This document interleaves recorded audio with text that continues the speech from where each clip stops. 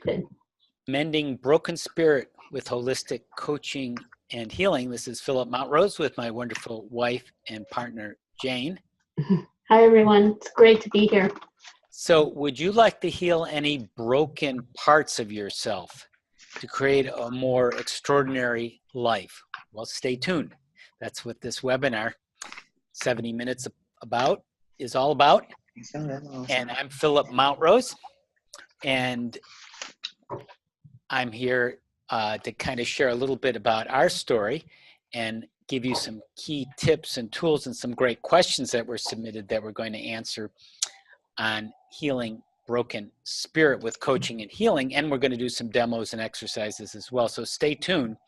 And just to kind of tell you a little bit about where Jane and I are coming from in this journey is years ago in my 20s and 30s, I was a school teacher, and that was fine. That met with some success, normal success, and yet I knew there was more.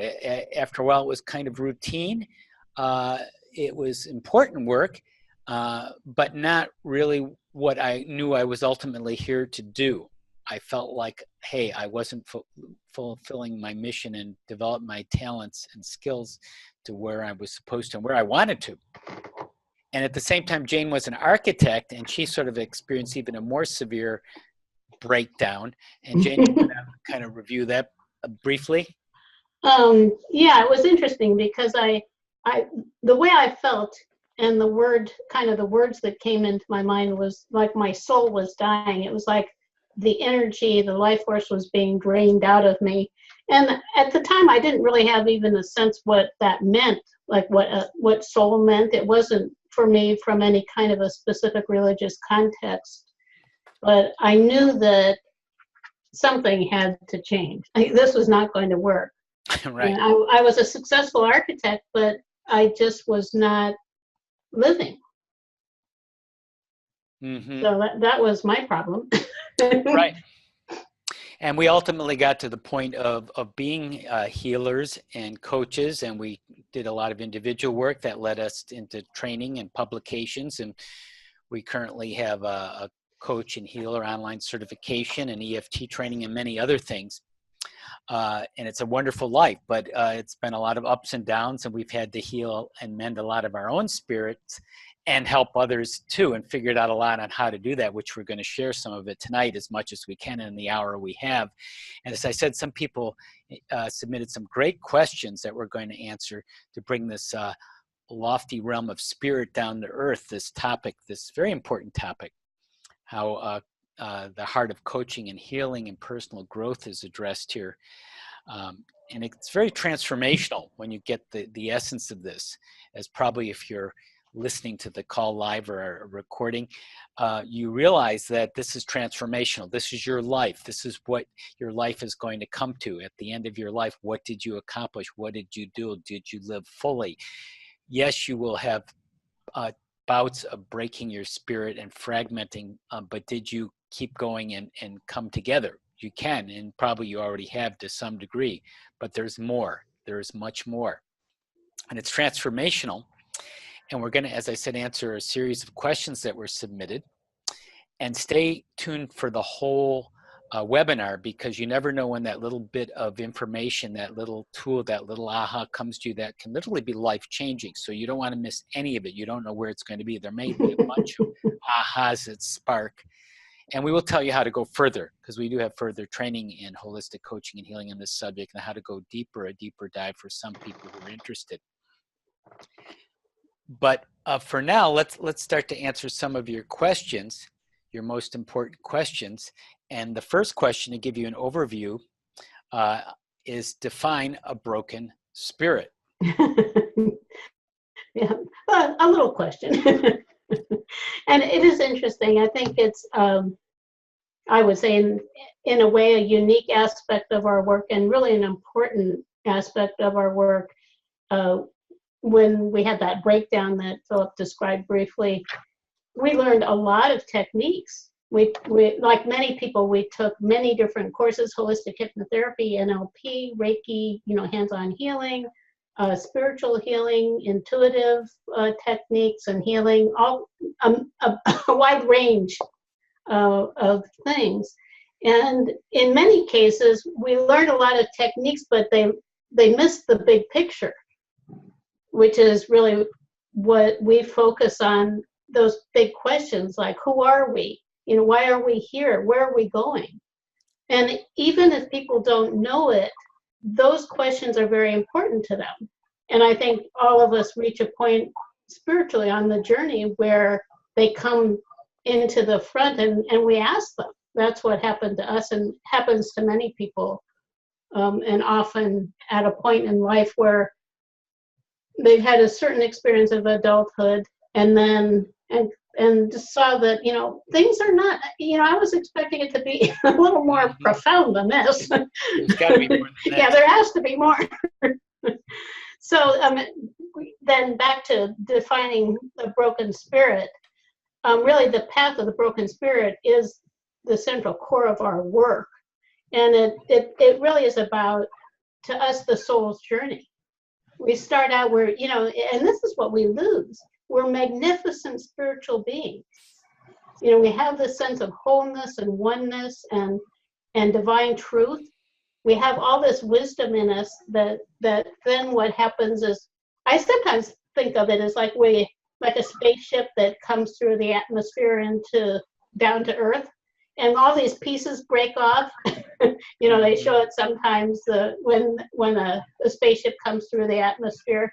Well, we're kind of like that too. Or you could say, if you drop a glass and it shatters into pieces, that sense of wholeness and oneness becomes fragmented, and it becomes fragmented by experiences that we can't integrate. So it can be traumatic experiences that actually you could say they affect us energetically. They become a part of us, and programming. You know, we're told that things aren't all that great. You know, you have to settle, right? You have to settle for this life. And it's interesting because the reality is where we start with as magnificent spiritual beings. And this other reality where most of humanity exists is the illusion. But we assume that it's true because everybody believes it, right? Like there's this idea of mass consciousness or herd mentality, where the more people that believe things, that to many means that it must be true.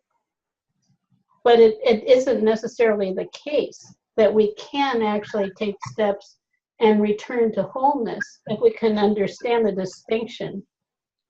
And it really is, to me, I think, and I think probably many of the people here, or most or all of you, the idea of the soul's journey, it touches my heart in a deep way. And I think sometimes we're touched to a level that we don't even understand what it is. But we know there's something much more there that we're not aware of, and we get to the point where we become determined to find out what it is. Mm-hmm. It really, if we can understand that idea of how we become fragmented or broken, it makes the goal much easier, because it's always about bringing those pieces, which you could call, some people call them disowned personalities. There are different terms for them. But these pieces that have become separated from our wholeness and truth, bringing them back into it. And that's the really great part. As we do that, we become more, you could say, more centered in ourselves and who we really are. So we become more, I guess, satisfied with who we are, or more accepting of who we are, and more actually enthusiastic about who we are. And then that, as Philip mentioned, purpose, that we become aware that we're here for a larger purpose than just to exist. You know, you could say, for many, many people, beneath everything is the desire to survive. And what we are talking about here is a transformation into really it's a dimensional shift into a reality where we're here to create. That becomes like our foundation rather than survival. And it's a whole different way of being in the world. We also, you don't have to wait for everybody else to get there to be there yourself. And as Philip suggested, there's always more. It's not like, oh, I have arrived, you know, I'm enlightened. It's like, wow, this is amazing. We've been doing this, that time that Philip described was many years ago, decades ago. Sometimes we don't like to tell how many because it ages us, but many decades ago. And we still are learning and growing. So anyone, actually, if you're considering this as a form of work or kind of your life's, recognizing it as your life's passion, as far as I know, there's no end to the depth of it. Coaching and healing. Mm-hmm. Yeah. Or using it in a way or you know, connecting with the spiritual journey, however that is, and working and developing more awareness of it. It just becomes richer and richer and better as you go along. Right. So and some of you may have heard this term broken spirit, which is actually not out there very much. It's actually mentioned in the Bible as losing your way from God and sinning and so forth. And we don't really use those terms. Contrite heart is another term, biblical.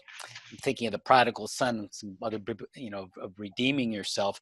But there is a truth in there about losing your way, feeling lost, and then finding yourself connecting to source or oneness, whatever word you choose. And then if you lose your way, you become frustrated, and we'll talk more about that. You become anxious, depressed, maybe go into addictive behavior, unhealthy behavior. So that relates too. yeah, and that Philip is starting to go into why this is important, which brings up another relevant question from John. How do you describe how a broken spirit happens in people? This is a good question again. Let me start with a story. One of our students, Jen, actually from New Zealand, when she started taking our holistic coaching and healing online certification course about 5 years ago, she was pretty successful again in the corporate world, but quite dissatisfied. It just wasn't where she wanted to go. She was interested in coaching and healing. Some people come to us and they're just interested in learning this material, even if they're not directly interested in coaching and healing, but a lot of people are, of course. So with her, she had this abusive relationship with a husband that kept abusing her and really doing some terrible things to her. And she was unhappy at work. And afterwards, and her spirit was broken in effect, but after doing a lot of healing, because even taking a training, you'd get a lot of practice on yourself. She healed parts of those broken spirits, the lost parts of the soul, as shamanic healing sometimes refers to it. And she is now living a wonderful life with new relationships. She is she calls herself a reinvention coach. She's quite successful. So that takes us to the question, how does this happen to people? That's one example. And it really comes from just feeling limited, feeling programmed. And we feel like we're imprisoned. Physically, it affects our health, right? Emotionally, it's devastating. Mentally, it's very confusing. It's disempowering. Spiritually, you lose your perspective. I don't know who I am. I don't value myself. And this obviously creates barriers to just about everything. Let me give you a definition from I read on the internet. It's a rather good one about broken spirit. And it's kind of a heavy thing, but we've all been there or maybe are going through it now.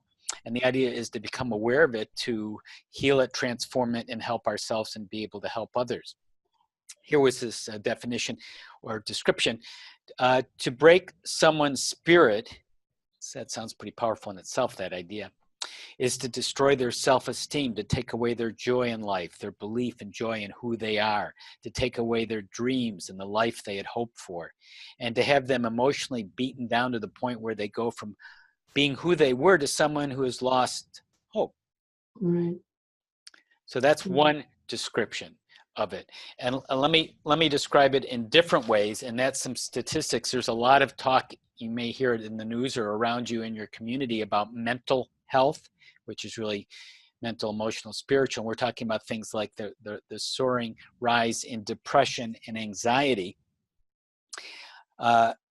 So depression is a condition that reportedly affects 1 in 10 Americans at one point in your life, more with women, about twice as common in women. In 2017, 17.3 million American adults, that's 7.1% of the adult population, had some kind of depression, or 3.2 million adolescents. There's a big rise in that for teens. And it's suicide too. There's a big rate soar in that. 13.3% of the U.S. age 12 to 17 experiencing depression. Kind of depressing statistics. And the other one, and I'll do anxiety, which is anxiety, and the symptoms of depression, of course, is feeling fatigued, poor sleep, restless. And some of these overlap. Anxious, anxiety disorders is the other one that's very high. Difficulty in concentrating, feeling tense or irritable, feeling your mind has gone blank, very restless. And some statistics, again, very soaring in anxiety is 40 million people in the U.S., 18% of the population every year is having these anxiety difficulties, feeling worried about the future. So this stuff is rampant. We all have bouts of it. Sometimes it's more serious than others. So that's a way of describing some of this. Now I want to end this answering this question on two important notes. This is important here. One is this broken spirit is on a certain level is not getting your lower needs, your basic needs met. So if someone basic needs safety, security, belonging. So if you don't feel safe, if you feel threatened, like Jen did with her marriage, our student I mentioned, if you feel like you can't pay the rent, or you don't belong, or you don't fit in anywhere, those are basic needs, and that would break your spirit. Now, a lot of people have that. However, like we were mentioning in Jane and my story, if you get to a certain point and you have met your needs, but you know there's more in life, this is your higher needs come into play, right? Your higher needs being your creativity, your self-actualizing, becoming your full potential, that is, and self-transcending, having a transcendent mission of being part of a greater whole and a purpose and a mission. So if you feel like you can't do that, that's going to break your spirit too. Like, hey, Philip, I tried that. It doesn't work. Whatever I did, tried. No one listened to me. No one's cared. I've already done this. I've tried things. I've taken trainings, etc. You feel like your spirit's broken. So all of that can be used. You can build resilience, and we're going to talk about a lot of solutions coming up here. Let's go into some of that. I know there's a downer in that. Let's go a little further down into the dumps. Let's go to the next question here. So Jane, for a vibrational perspective, shall we say, when a broken spirit falls into apathy, the person may not even look for help. Yeah. How do you get their attention to bring them hope and interest in improving? Yeah. Yeah, it's interesting. It's a sad state, because as I suggested before, this part of it is the illusion. But the thing that I think, if you look at, Philip described briefly that holistic model, physical, emotional, mental, spiritual, the deepest level, and people who do energy work understand that, how energy from the physical body, those are the layers of energy in that order that extend from the physical body. The deepest level is the spiritual, and that means it's the place where the wounding is deepest, and also where the healing can be deepest, most lasting and profound and transformational. But I wanted to kind of return a little bit to what Philip was talking about people, how we perceive ourselves. And with a broken spirit, we perceive ourselves as being flawed, unworthy, inadequate. There's something like our sense of self is broken. I remember there was a time in my life when I really started pursuing spiritual development and meeting other people, I really thought anyone who knows anything about anything spiritually is going to see that I'm deeply flawed. And I was embarrassed by who I was. And that's an illusion. And my spirit was broken. In my case, I was raised in an alcoholic family, and it is, you know, for different ways we're beaten down. And I wanted to mention something else that's really important about this is that we're afraid to look at it because we believe it's true. And I think this is one of the keys to this question, is that we're not really living, you know, a better life seems impossible. You know, we're in this painful place, a really sad state, where we just can't imagine any way out. And it's debilitating. So I think to pique people's interest, as was suggested in this question, people have to understand what has happened. And I think if you've ever felt inadequate or lost or whatever it is, like I felt just deeply flawed, and it was very painful.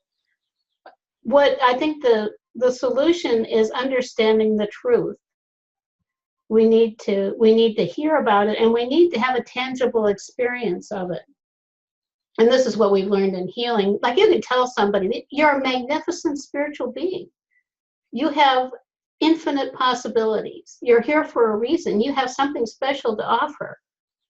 You can say that, and a person might just go, "Oh, come on." Who are you kidding? You know, this is reality. See, this is reality. You're up in the clouds. So I think that's the key, is giving them a connection to the truth. And one of the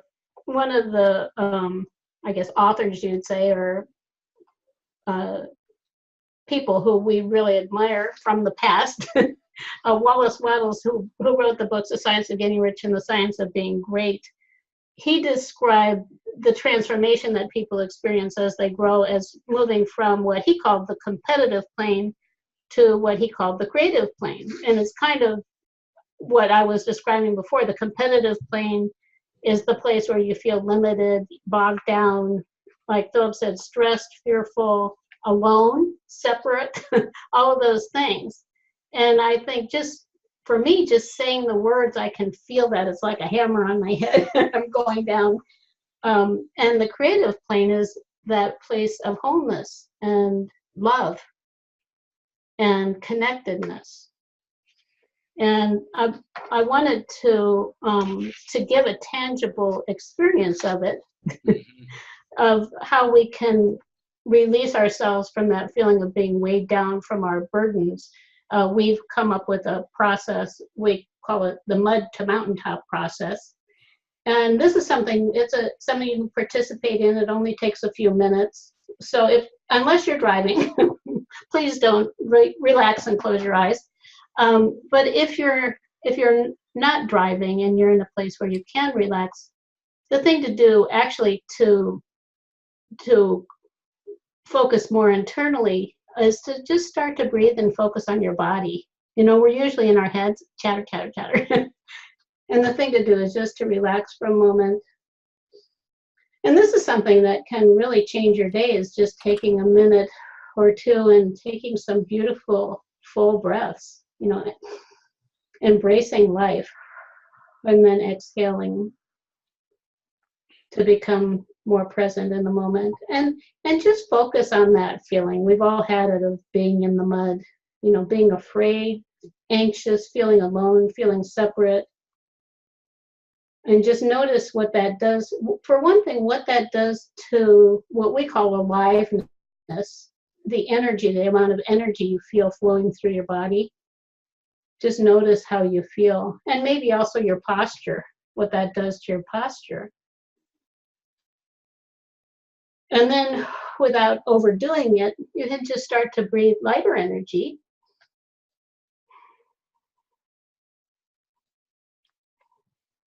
And just imagine that lighter energy makes you feel lighter, so that you can start to flow, kind of flow upward a little bit, drifting out of that mud, and allow any mud that's stuck to you just to kind of drift down and off of your body so you become lighter.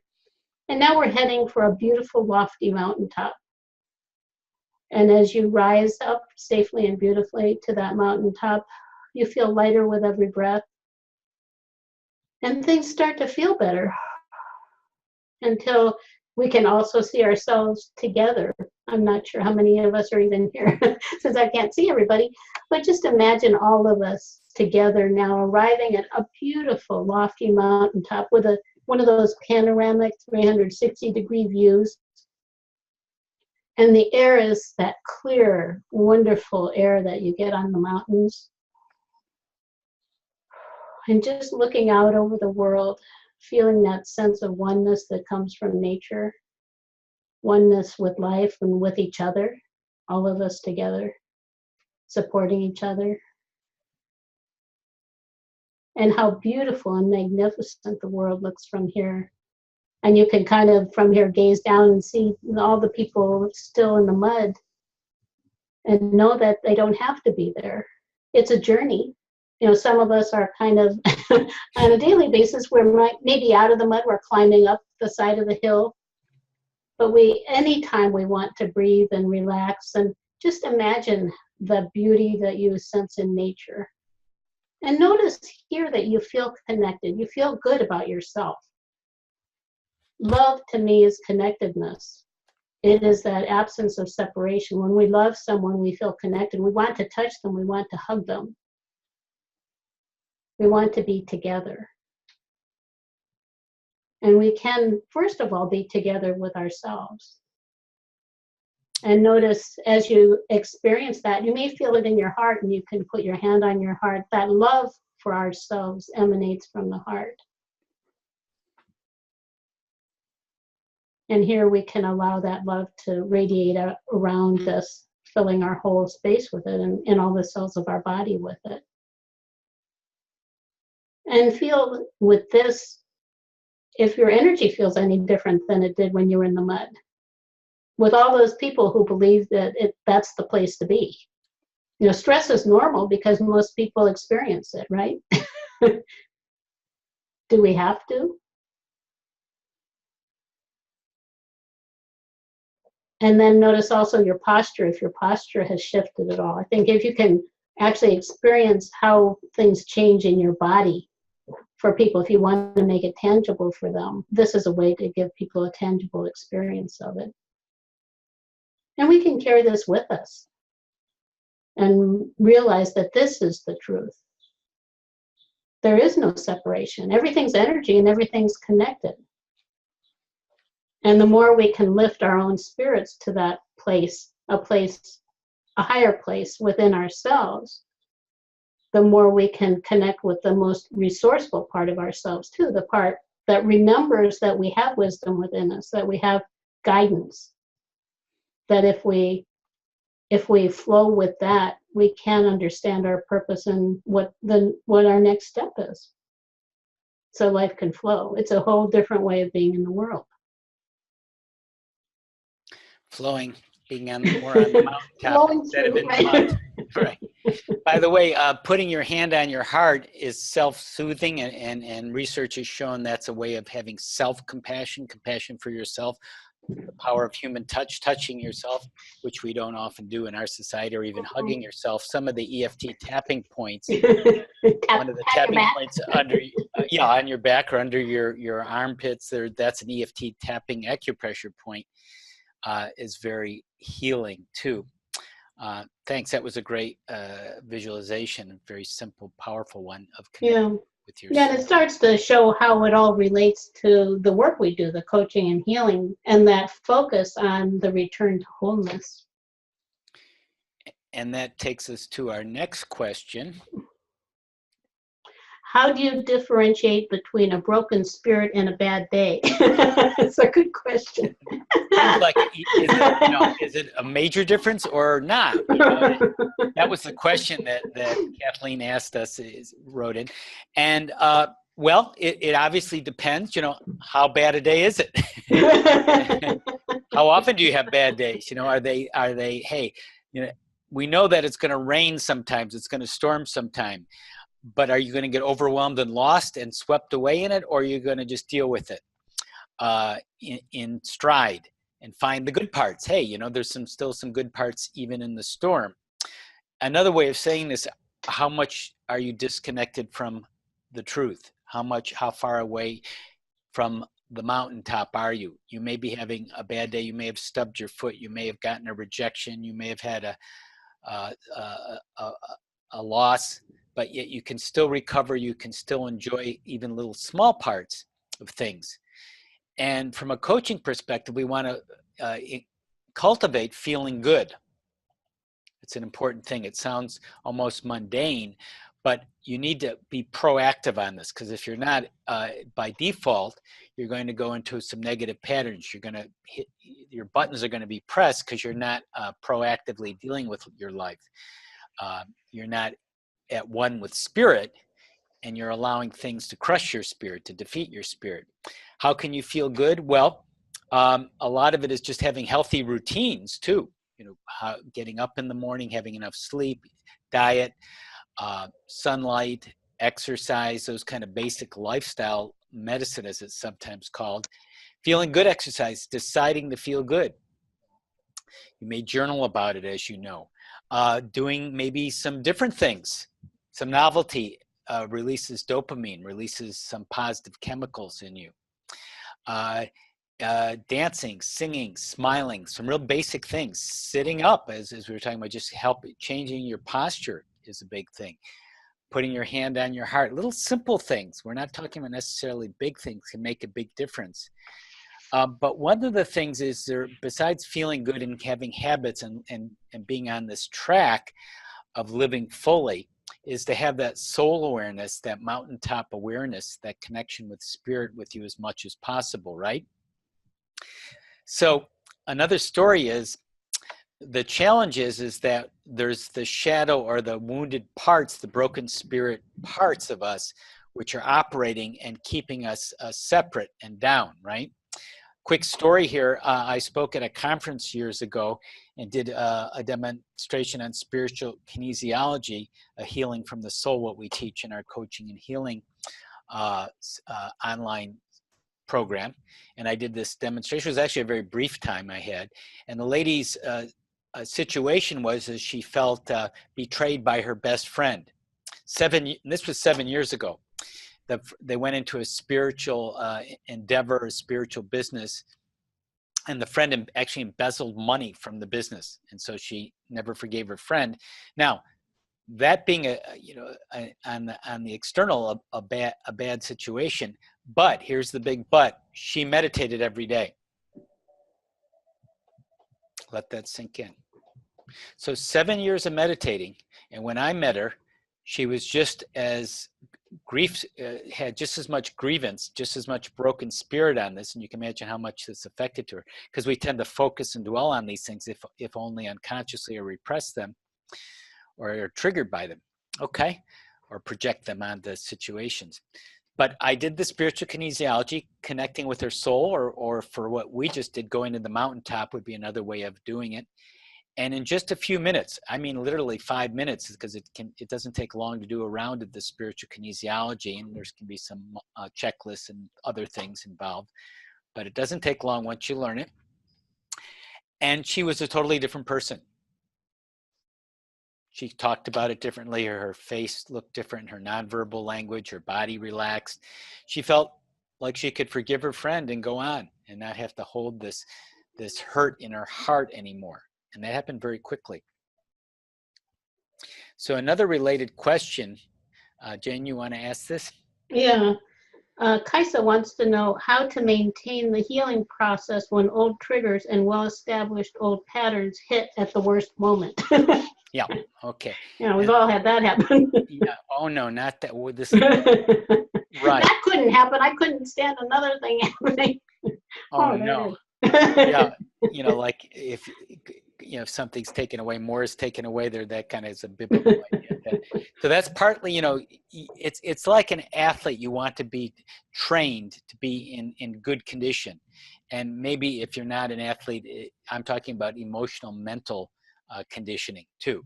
And you want to take care of your body as well. So you want to condition yourself to live fully, to live more at one with spirit. And you, again, have to be proactive. One time, and you want to come from a resourceful place. One time, Jane and I, we've kind of developed this strange tradition we'll share with you. At one point, we were what you call landlords, an odd term. We had a property we're in California. The property actually was a rental property in Georgia, and we got a call on a Friday night, and the property manager said, "I'm sorry to tell you this, but your condominium." The tenant had her child playing with matches in it, and it set off the sprinklers, and the whole apartment, the whole condominium is soaked. Well, it was on fire too at the time, I think. Yeah, there was a fire that set off the sprinkler system, to get it out, but then the sprinkler system just douses and soaks the whole apartment. So you can imagine the damage. And we're just sitting there, and there's just kind of a pause and a speechless reaction to us.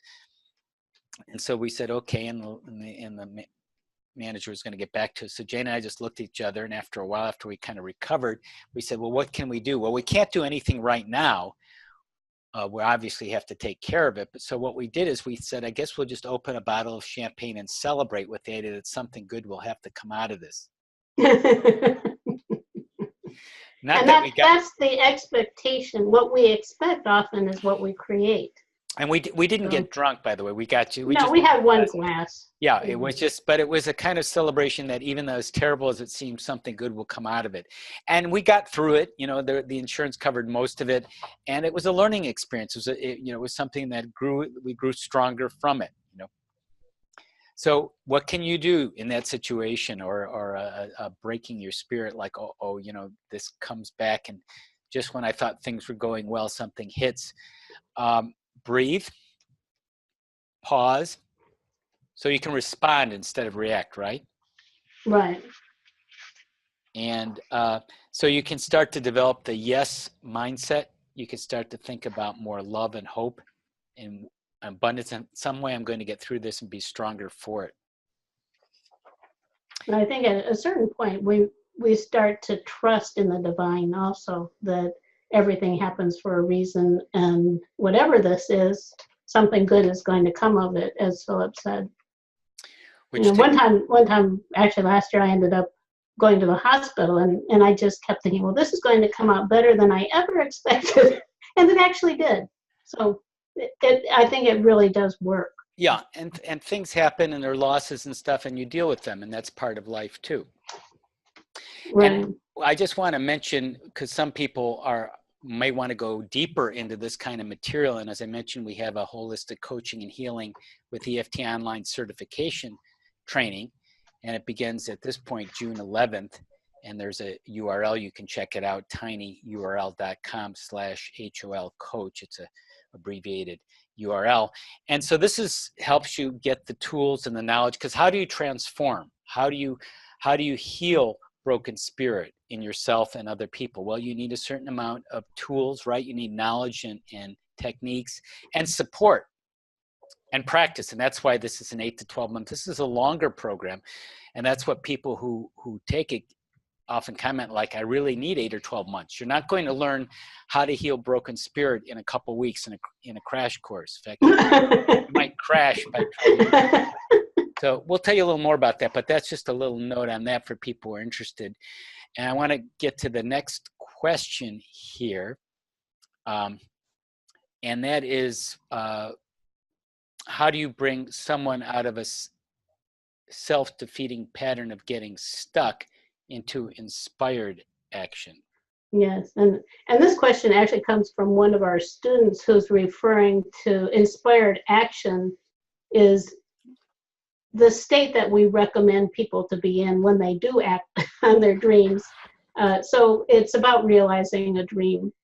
And the idea of inspired action is that you're so connected with who you are and what's possible for you that you're inspired to create the life you could say essentially you were born to live, or the best life for you, or to step out of the ordinary into something new and better. And it's really important in relation to taking action on a dream to have that strength of will, because difficulties are going to arise. I think one of the people here mentioned that something about there's always good and bad. And of course, this is another thing. What is good and what is bad? Mm-hmm. That's our interpretation of reality about something being good or bad, because we don't know. For me, actually, when I went through that soul dying and everything had to shift for me, at a certain point, I wasn't working full-time as an architect, but I couldn't get myself to give it up altogether. And what happened was I became so sick I couldn't work anymore. And I was so sick I couldn't even be afraid of the loss of income. That was how sick I was. And it was interesting because it all worked out. So was that bad that I got sick, or was it good? Interesting. But it really goes back to basics again of what is the truth. Mm-hmm. Are we going to buy into this mud story, or are we going to shift our focus into that mountaintop story, into the place where love and connectedness prevail for us and for everyone, to be part of, you could say, the change that we want to see in the world? And that's a very it's a big question, because everybody's different, but the journey is the same. The path we take, the winds and the specific things that happen are unique to ourselves, but there actually are stages we go through, and that's one of the things we're going to talk about in the next course.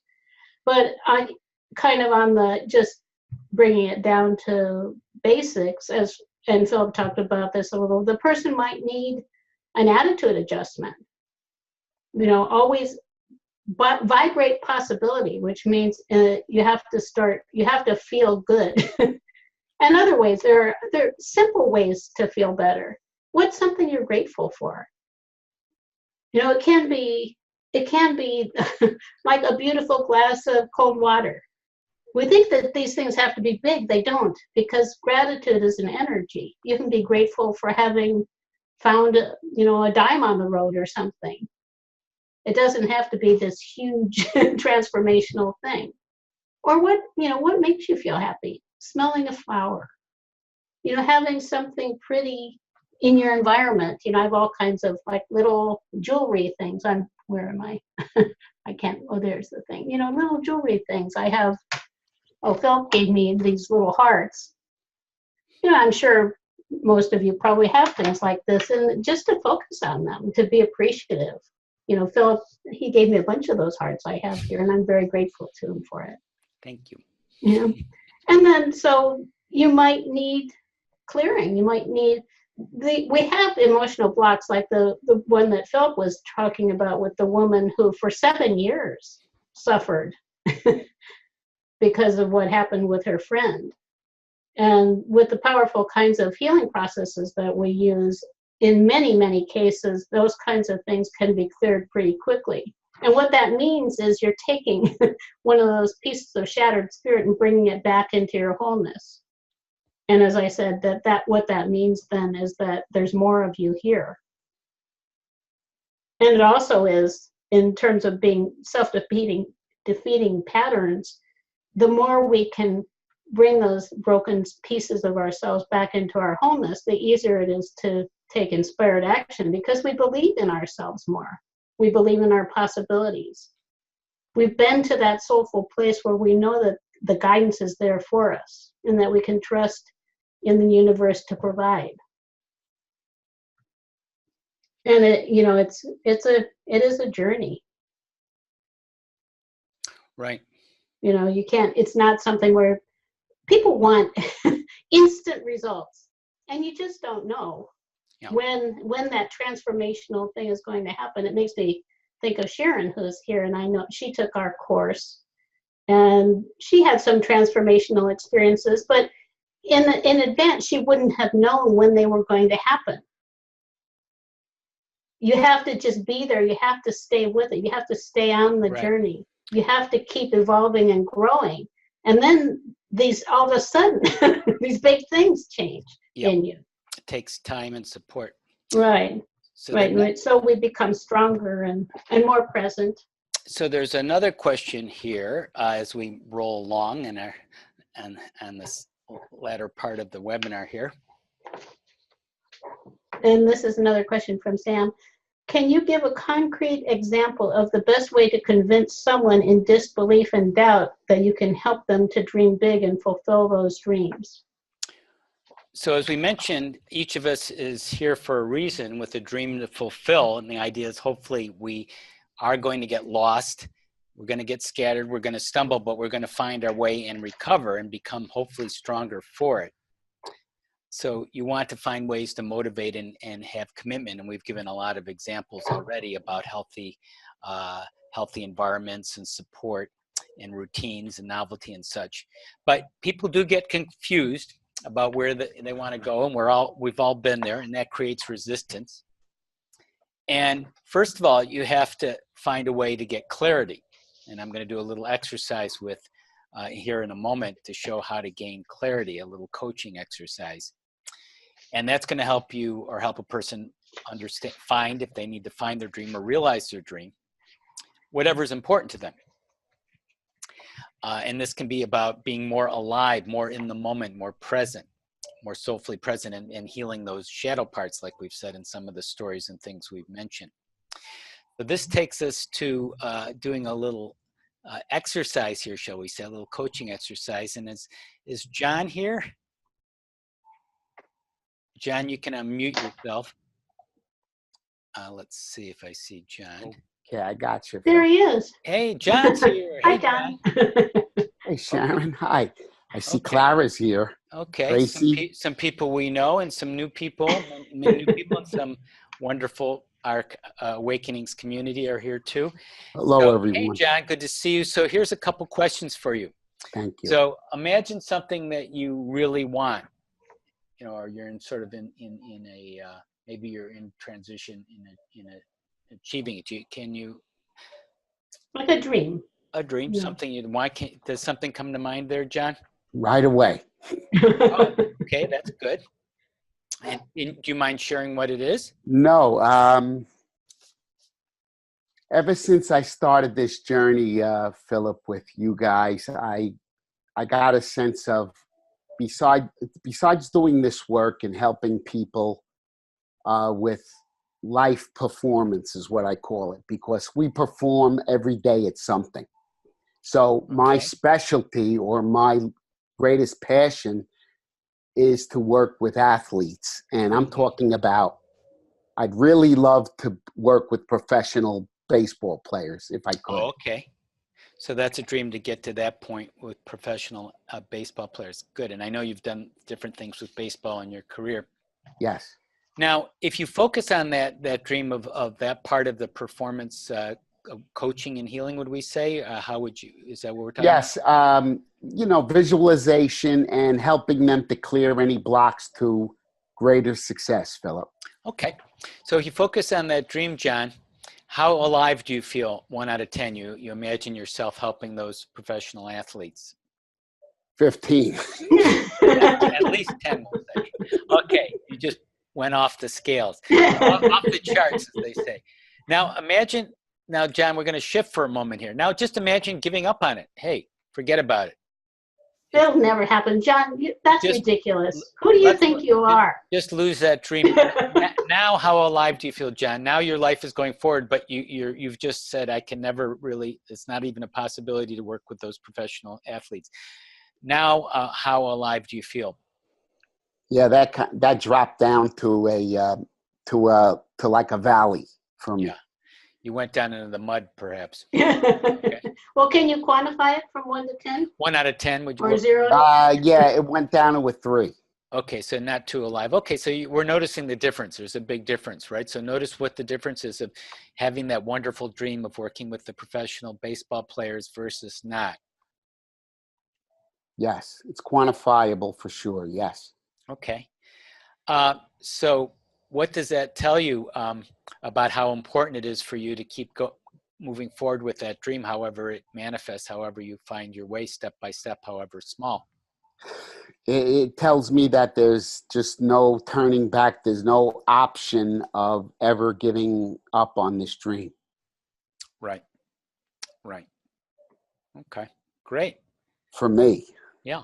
Right. Yeah, and it can almost feel like life or death. Oh. You know, in my situation where I was, it would be that way. Staying where I was death to me. And I think that most people have a very tangible feeling of that with that when they go through that kind of a process, which is very profound, I think. It is. And thanks, Jen, for sharing on that. Sure. And that takes us to the next question. And that is, how do you determine if a relationship is in a rudder, if your spirit is broken?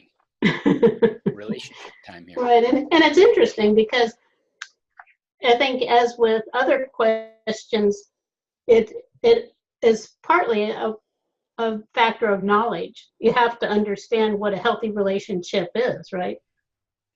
So in the mud, people who are in the mud often are codependent, which I'm sure is probably most of you are familiar with that word, which means that they're attached to each other to fill needs that they can't fill for themselves.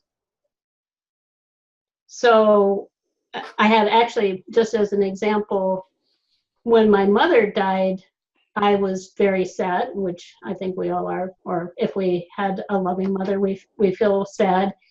And I felt like this tremendous loss. And so I asked myself, what need was she filling that now you have to fill for yourself?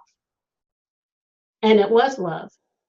I mean, for many of us, we'll never experience again the kind of love that we got from our mother, right? if we were fortunate enough to have that.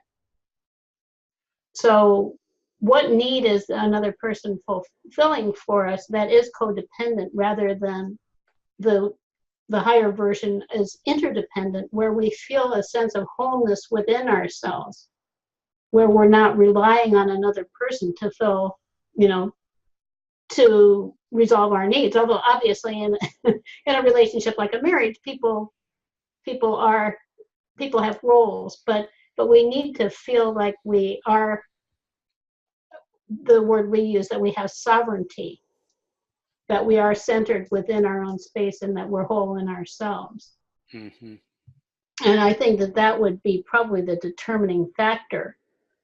I mean, a relationship, it may be going through challenges, in which case you would want to connect with each other on the mountaintop, not in the mud. People who, I think, in relationships who then battle it out in the mud, they're wallowing in the mud. Both of them are in unresourceful places.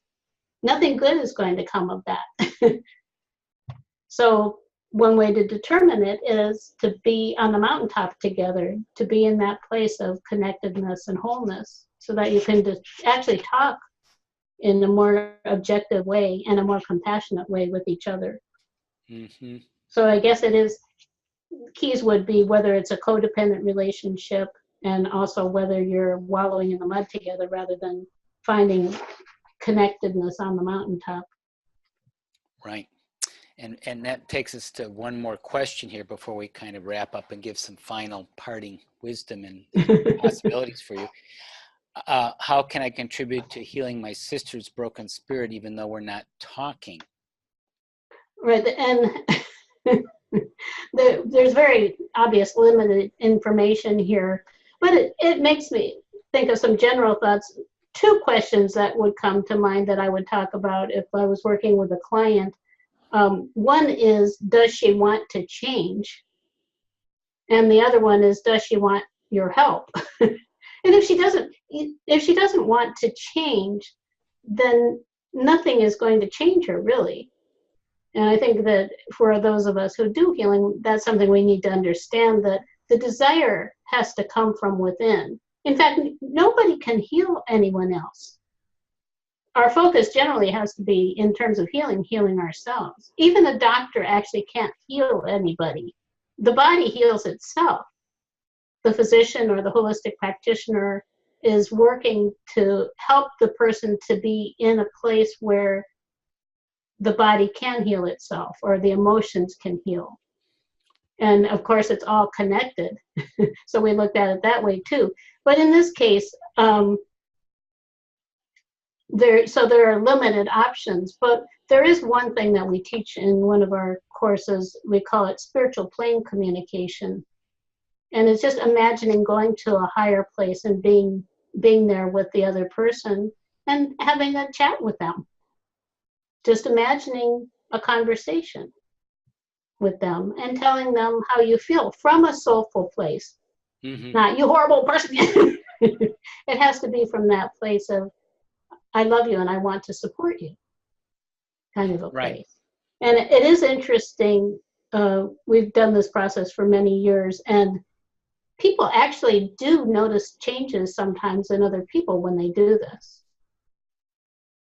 And I think even just sending love to somebody can help them, can change their day, or thinking good thoughts about people can change their day.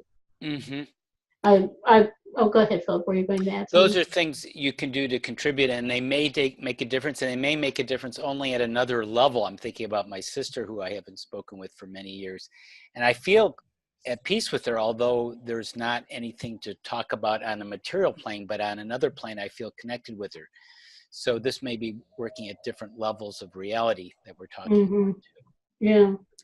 That phenomenon reminds me of something that a spiritual teacher taught, it was giving an example of a person who was actually a waiter, and he decided to experiment with thinking good thoughts about the people at the table where he was the waiter, as he approached the table, and just thinking what wonderful people they were. And in doing that, he noticed then that his tips started going up measurably. Mm-hmm. Because people sense that. Right. And I think just having that ability to send love to people and to think good thoughts about people is really powerful. It's something, just when you're out, you can just think wonderful thoughts about people. Send them love. So many people are hurting. They are. Yeah.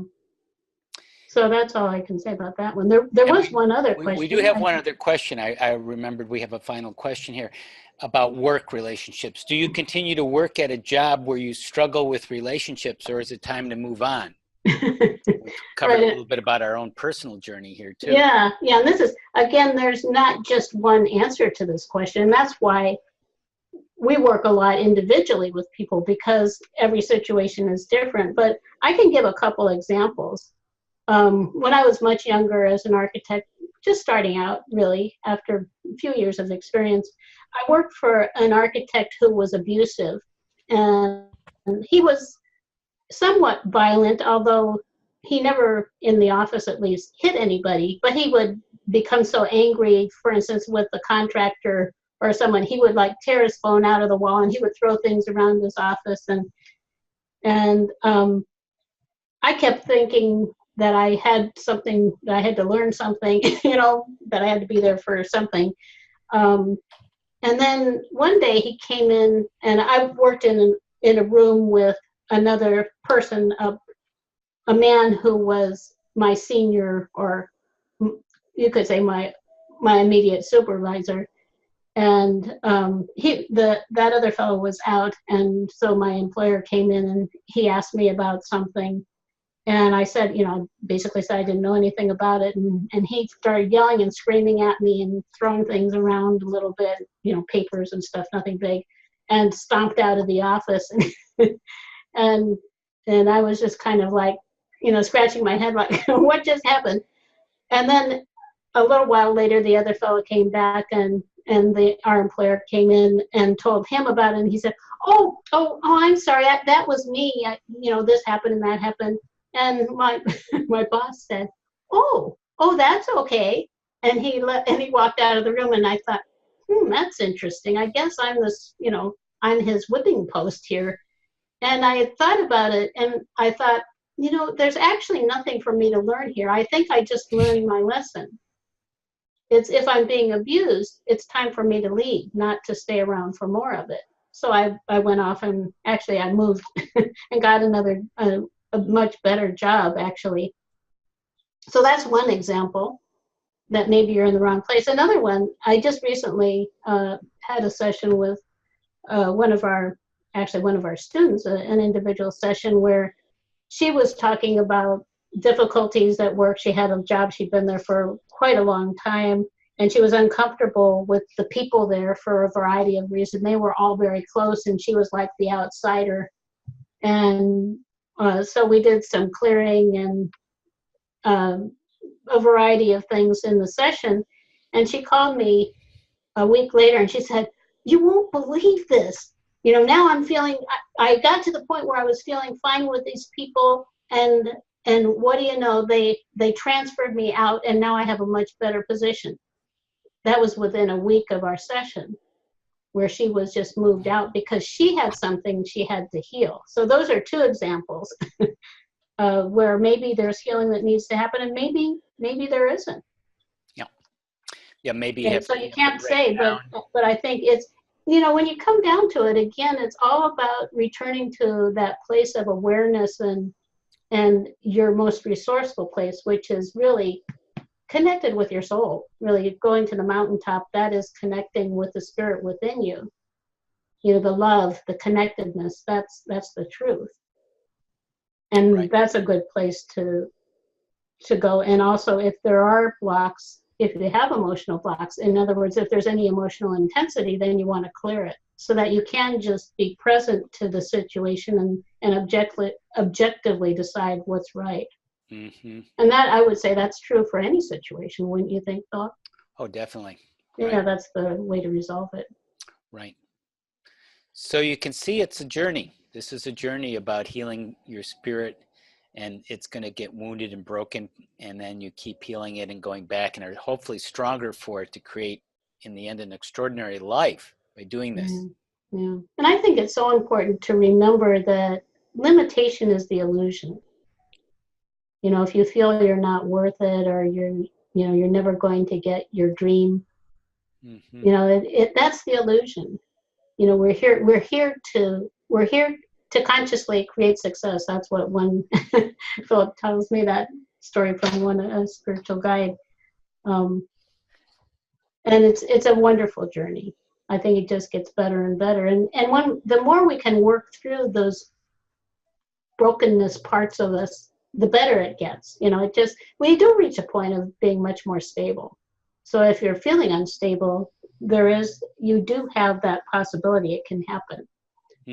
Of getting to the point where you really love yourself and you can move forward much more easily. You don't maybe love yourself in every moment, but right. But much more. Give yourself more of a break on that. Right.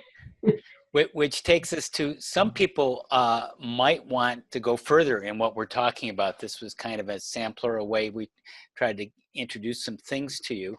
And as I mentioned, we have this training coming up, and we have some people who've actually taken it who are on the webinar that you're going to hear from in a moment. And this is our holistic coaching and healing with EFT online certification training. It's not, I know a lot of people have done a lot of trainings and accomplished a lot, or you wouldn't even be listening to this, because that's the kind of people we connect with, who are more connected with spirit too, and wanting to live their best life and help others to do so.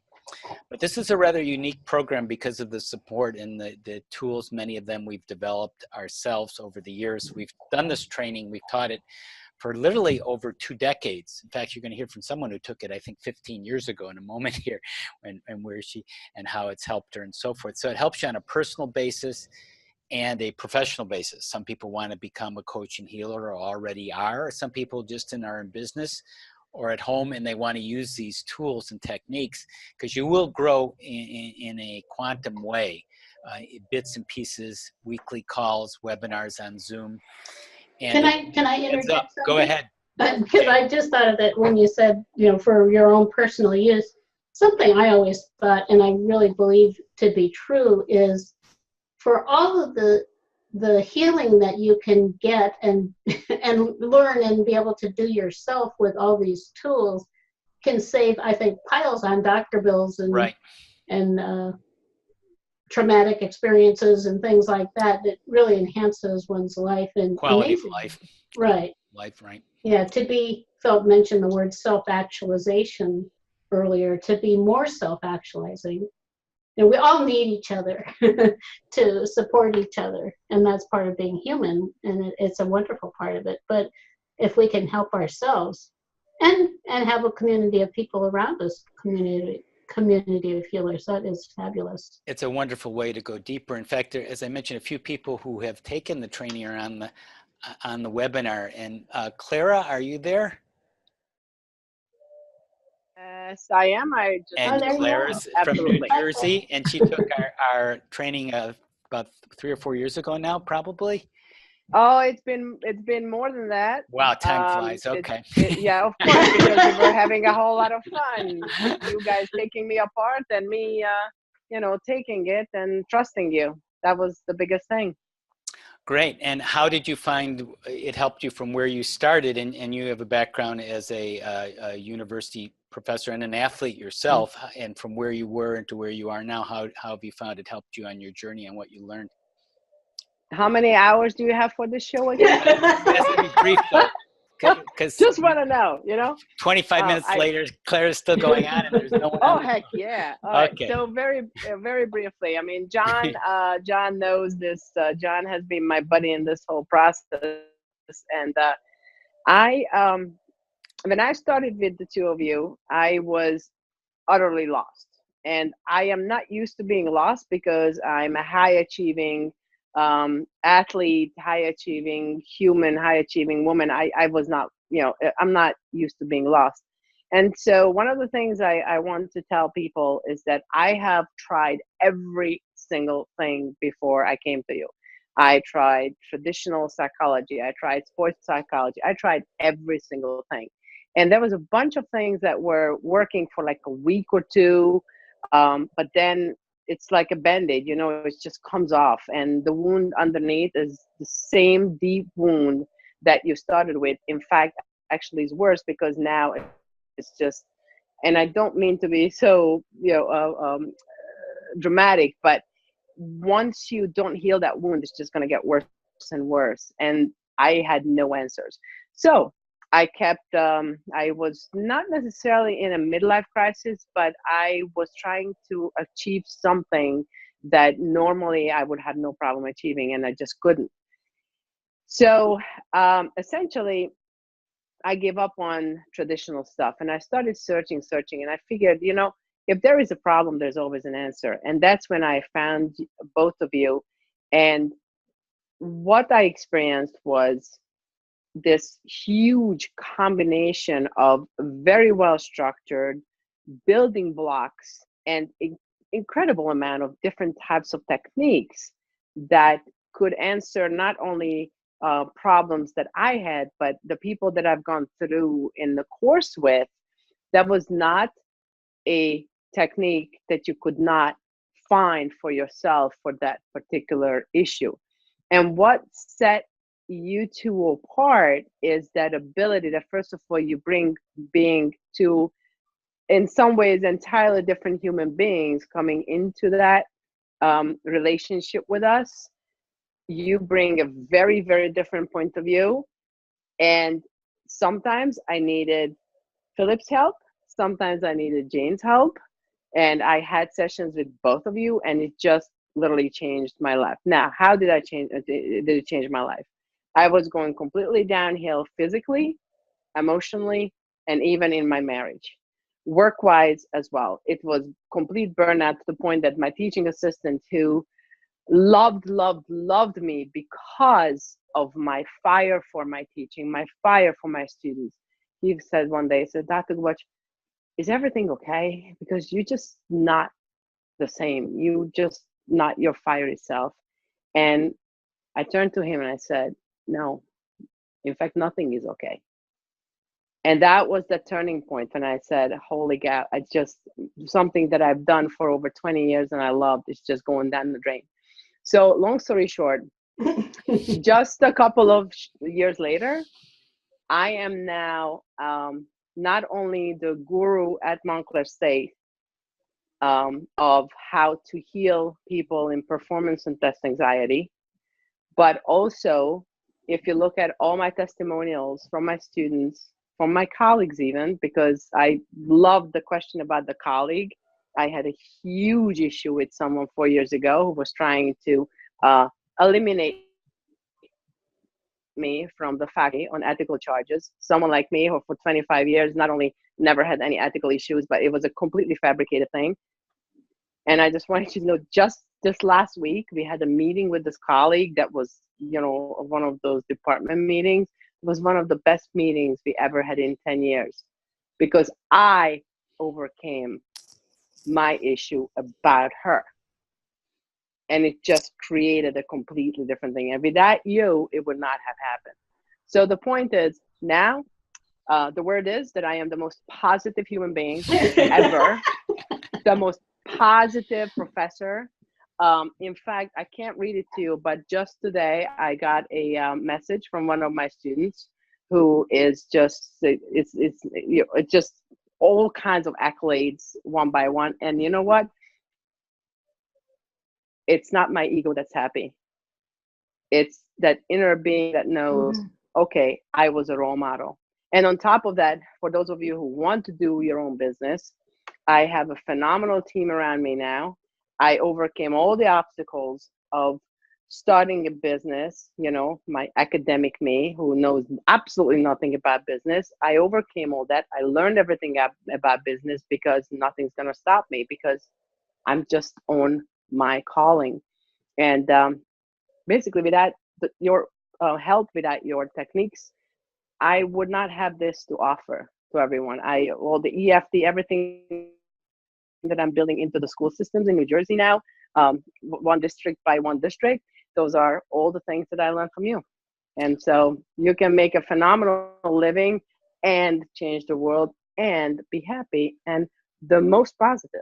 Well, that sounds like a good story for Mending Broken Spirit with holistic coaching and healing. Oh, yes. Thanks, Clara. Yeah. So, and by the way, I also want to add from the athletic perspective, I did win that championship that brought to you also that I wasn't able, that I was joking. Yes, sir. I have not, I barely lost since we've been working. Wow. Thanks for sharing. Thanks. That's it. Clara. Life is good. Great to be with people like that. So this is beginning June 11th. In case you're interested, there's a website, tinyurl.com/HOL coach is the abbreviated URL. It is a training which could be a training of a lifetime. It's very hands-on. It's with the community. It's with Jane and I answering questions every week. The classes are recorded twice a week. And it is for that greater personal spiritual growth and depth. And also, if you want to enhance a practice, build a practice, traditional or otherwise alternative coaching, or complementing your business or your life. And we will be teaching this time about our spiritual kinesiology healing system, which really blends well with coaching and group and societal archetypes and what those are and how they affect your everyday life and how you can help other people with that. We talk about the spiritual stages of growth so you can understand where you are, where other people are, because that's where we mentioned a lot of trainings, you get piecemeal things, but if you know where you are and where the big picture is and how people evolve, how they go from empowerment to deeper embracing to more expression, when you kind of understand where you are in that journey, you can help yourself and others much more precisely and effectively. And there's a lot more that we teach to other coaching and healing tools. And just to hear now, maybe from someone else who took our training, John, who we mentioned earlier. John, are you there again? I'm here, Philip. And you were 4 or 5 years ago too in the training. Yeah, I think I met you in 2014, Philip. Okay. interestingly enough, Clara and I met at EFT Universe training in New York City. And this is my perspective of it. We just didn't get the coaching support from mentors that we learned the tool. We learned the tool and we learned a bunch of clearing techniques, but we didn't get any coaching and support. I call your program, as Clara, when Clara was talking, I'm saying, you know what this is? This is, Philip and Jane are the whipped cream on top of the ice cream sundae. Because we learned a bunch of formal EFT techniques, but as I said, we were never formally trained on how to work with people. So this course integrates all of that. Besides giving you a Baskin-Robbins 100 flavors of different tools and techniques to get through to what is going on with someone at a very deep level. And these techniques are so fabulous that I can say this with total honesty and integrity. 100% of my sessions include techniques that I learned in your class. So my whole situation, anytime I help anyone, it includes going to a deeper place. And because in traditional EFT, I noticed after a lot of training, and I've had a lot of it, that sometimes a person that is deeply conflicted with their thoughts can't get out of their head. And what I love about the techniques that you and Jane developed, Philip, were, I would say the key element was you're able to get the person out of their conscious head, which is going 5,000 miles an hour, and taking them to a soulful, calmer place. They're able to listen to their intuition. And by doing so, you're not healing anyone. You're supporting that person in doing their own healing, and you're nothing but a facilitator. And this is what you learn in this class. And I'm going to be taking this class again. Right. Some people do take it over again because there's a lot in it. Thank you, John, for that. Appreciate that. So just in concluding here, some of you might want to check it out. And there's a way to call us or set up an appointment. And it is a longer training because you want to go into depth, you want mastery, and that's what it takes, and confidence. It's a wonderful experience. It's a wonderful journey. It's a journey of a lifetime. And you connect with people like John and Claire and many other wonderful people, many of them from all over the world, by the way, since it is online. So go to tinyurl.com/HOL coach. And hopefully we will connect with you in one way or another in the future, if not in this program, something else. And we have EFT, holistic EFT, our own versions of EFT that we teach in this training and also other online courses. Jane, would you like to add anything in conclusion here? Well, just I wanted to thank John and Clara for those beautiful comments. It's so fulfilling, and I think wherever this journey leads you, it's going to be to that fulfilling place for you. So I just think it's incredible. Great being with everyone. Good night.